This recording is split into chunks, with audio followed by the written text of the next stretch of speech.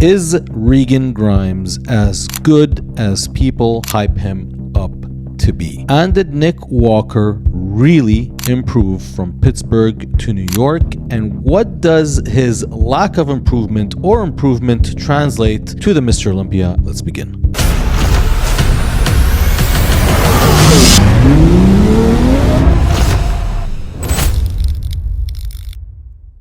What's up, guys? The IFBB Pro here. Welcome to today's episode, and today we are going to be doing a recap on the New York Pro. All right, guys, first things first, what we're going to do for New York Pro, we are going to watch each individual routine, and we're going to analyze the physiques one by one just for the top four guys. We're going to start with Nick Walker. As you can see, first thing that catches my eyes is his waist. Not the best, but then he is able to tighten it up, and boom, front double bicep, tightens the waist, looks pretty good, looks pretty decent, very full. I think a tad bit fuller than Pittsburgh from the side. I think the glutes are a little bit drier. Amazing side chest as usual. Turns to the back, and those hamstring glute tie-ins are ridiculous. Kind of reminds me of Branch Warren. This could arguably be one of the best back double biceps right now in the entire IFBB Pro League. His lat spread, not as good as his back double bicep, but still very, very good and very well balanced. Turns back to the front, and the abdominal and thighs. I think it doesn't look too bad here. Looks pretty tightened up. But we're going to compare his physique to Pittsburgh Pro and most muscular. So before we move on to the next competitors, let's actually compare Nick Walker, New York to Pittsburgh. All right, so we got the front relaxed side-by-side shot right here. First things first, the waist has gone a little bit bigger in New York, but you can also tell slightly that his legs, like the lines in his legs, are a little bit more engraved, and the lines even on his abs are a little bit sharper. They're deeper. So what happened here, as someone who competes in the Pro League and, won a show before, I can tell you what happened to his body is that he actually filled up. He filled up and he tightened a little bit more for New York. With that said, I think the extra food is what made his waist a little bit bigger. Front double bicep, again, you can see it. Everything looks sharper, almost as if it's like from HD to 4K. But again, his waist, extremely protruding outward. You can even see the abs are almost like expanding outward. And that is something that's very notable in New York compared to Pittsburgh. Moving on to the side chest. This is where, like, I immediately noticed. Look at the side shot in his leg and his glutes. There are way more veins, and this is a sign of actual muscle fullness, but in a good way, not overspill. He has actually tightened up. Everything is a little bit sharper. It's a little bit fuller. And I think that pose clearly is better than Pittsburgh. Abdominal and thigh. Yeah, same thing. Everything is sharper, but the abdomen is a little bit more protruding outward. The back double bicep is where it gets interesting, because as he filled up, he maybe tiny bit spilled over, but I mean, it only shows in the lower back and the glutes. You can see the glutes have lost a little bit of the lines, but they're fuller, right? Especially that left cheek, But the hamstrings are popping more. So this is a very interesting thing, right? Like with bodybuilding and contest prep, when you kind of nail your condition, you're never going to nail everything. Something is going to be sacrificed for another. So he is fuller. Look at the difference in the hamstrings. Look at how deep that left hamstring is on the left leg. And look how much fuller the glutes are. But again, the lines are a little bit sacrificed and the lower back has a little bit more skin folds. Same exact thing in the rear lat spread. I don't think there are as much folds in the lower back, but again, you can see the difference in the hamstrings in New York Pro. And again, the glutes did lose a little bit of definition. And again, the most muscular, it's just like HD to 4K. So did he improve from Pittsburgh to New York? I think he did. I think it's an overall improvement. But how does that translate to the Olympia? Well, considering the fact that his waist did get a little bigger. So if Nick Walker improves, tightens up, fills out, the waist has a little bit more of that effect too, and it protrudes outside a little bit more. If he comes a little bit on the flatter side, more conditioned, he doesn't have as much pop, but his waist is a lot better. Which look would be better for the Olympia? In my opinion, I would say the fuller version in New York, I'd say would be the better option here for the Olympia, but he would have to have full control over that waist the whole time, even between poses and when relaxed. Because a lot of the times, especially when Nick comes out and he kind of relaxes before he hits his front relaxed and before he hits his poses, you do notice that the waist kind of loosens up a little before it tightens up. The judges take full note of that every single time. And if he's going against someone like Hadi Choopan, Derek Lunsford, where these guys, their waist is like crisp most of the time, I think that's going to be very important. Where do I place Nick at the Olympia? I think he will place as high as third. That is very, very possible. You can't rule out Hadi Choopan. He's definitely in the top three. Derek Lunsford, same thing. And Samson Dauda as well.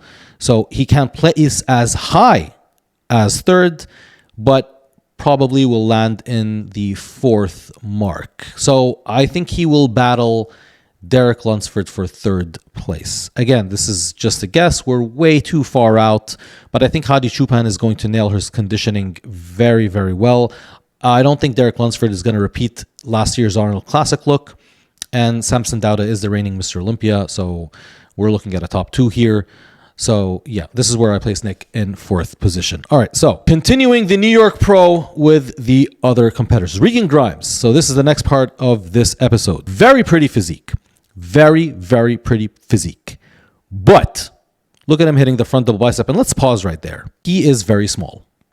He is very small for men's open, at least when he's on his own. We are going to see the pictures next to the other competitors, but looking at him individually in that front double bicep pose, he looks very small. The waist is great, but there is a gigantic lack of volume everywhere. Legs, back, chest, arms. I feel like he is more suited in men's classic, especially when he tightens the abs. I don't think that's a good idea. The front lat spread is actually not too bad, but again, the legs are just way too small for a guy in men's open. Side chest, one of Regan Grimes' great poses, I find. I think now he tightened his glutes. Yeah, I mean, it's not bad. He always had amazing back shots. That's what she said. He always had amazing back shots. Look at the hamstrings. The back is not too bad. A little bit watery. Rear lat spread. Your eyes can't go off his hamstrings, right? Like they look really good. Most muscular. Legs, I feel a little bit again, I just think he's a little bit too small.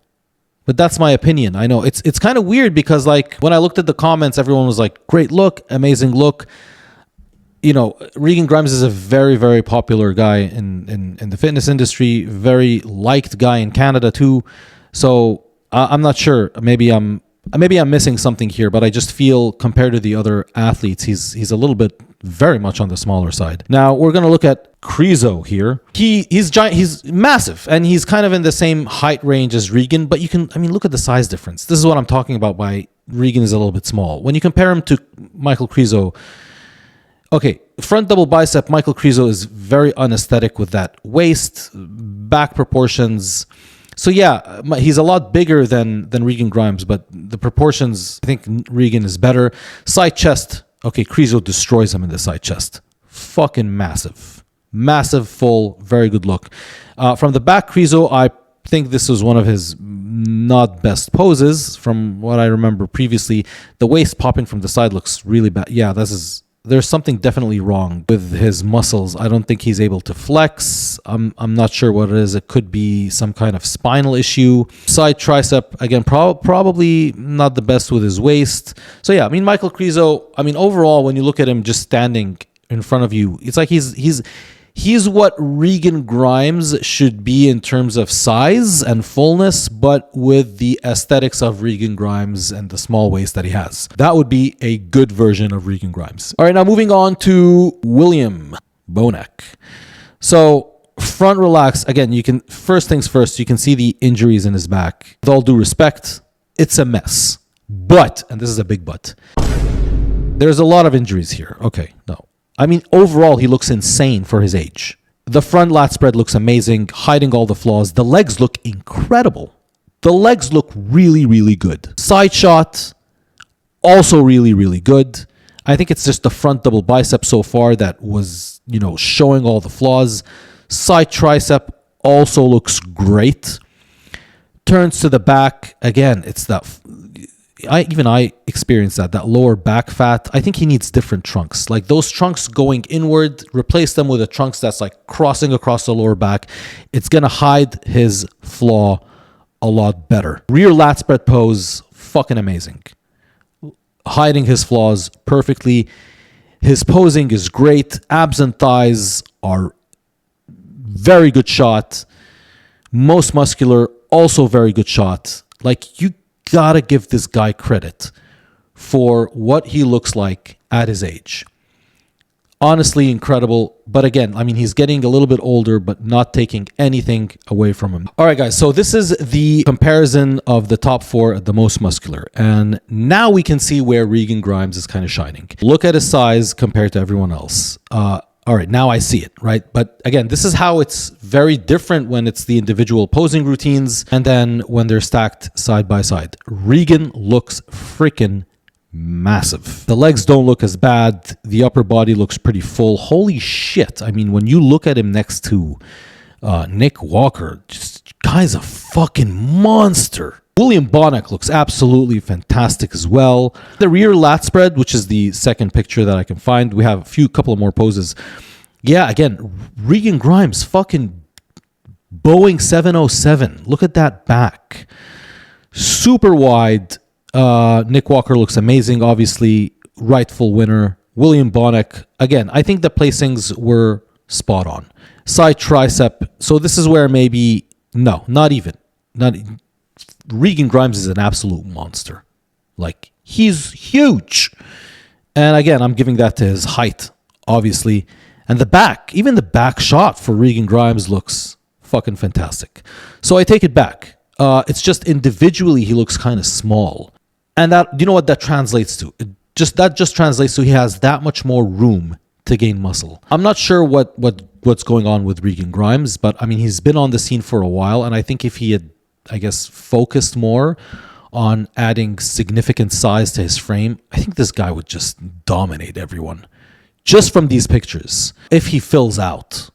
I didn't realize he was that freaking tall. So this is the wrap up for the New York Pro. Hope you guys enjoyed. Please subscribe to the channel, and I will see you on the next episode. I will probably release a vlog. I am 3 weeks out from Toronto Pro, competing in Classic for the first time. So I am 3 weeks out. I am a little bit dry right here. So I am going to put out a video, kind of like a vlog, 3 weeks out from Toronto Pro. And yeah, subscribe and we'll see you on the next episode.